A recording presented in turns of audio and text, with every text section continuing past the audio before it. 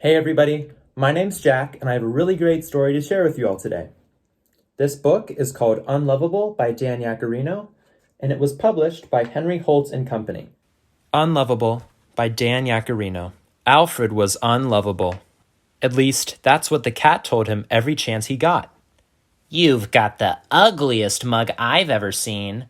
No one could love you.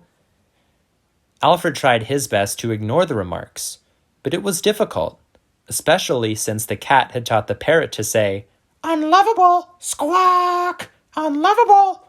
whenever Alfred walked by. The goldfish gurgled in agreement.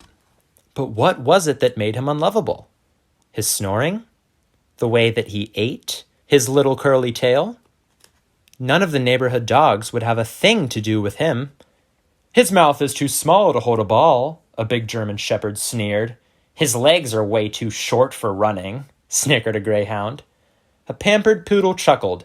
"Did you see that face?" "Beat it, shrimp," growled a Doberman. "You couldn't even scare a mailman." Alfred didn't like staying in the house, since the cat was always making fun of him. The parrot was always squawking, "Unlovable!" and the goldfish was always gurgling in agreement. So Alfred spent most of his time alone in the backyard. One day, a new family moved in next door. Alfred tried to see if they had a dog who might be his friend, but he was too little to look over the fence. As he was sniffing around, he heard something on the other side. "Hello?" Alfred called. "Hi," came the answer. "I'm Rex. I just moved in." "My name is Alfred," and without thinking, he blurted out, "I'm a golden retriever." "Glad to meet you," Rex replied. Alfred and Rex talked for hours. Alfred said he liked sleeping in the sun, dog food, and scratching. Rex did too. Rex said he hated baths and going to the vet. Alfred did too. It began to get dark. Soon it was time for dinner, and they both went inside.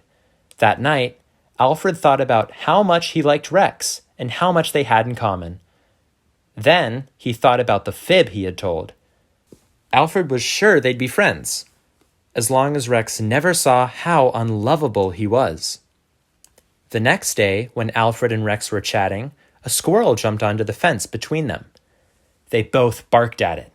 The squirrel took one look at Alfred and climbed up a tree. Rex said, "You sure showed that squirrel who's boss, Alfred."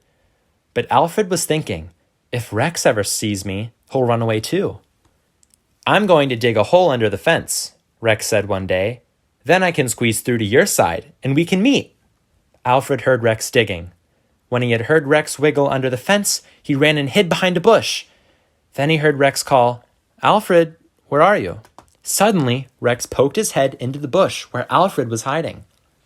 You look just like me," gasped Alfred. "Wow, this is great," said Rex. "You're not a golden retriever after all." Alfred had to laugh. Who cared what the others said? Rex was his friend, and Rex liked him just the way he was. Together, Alfred and Rex ran. They jumped, they played, and Alfred never felt unlovable again. The end.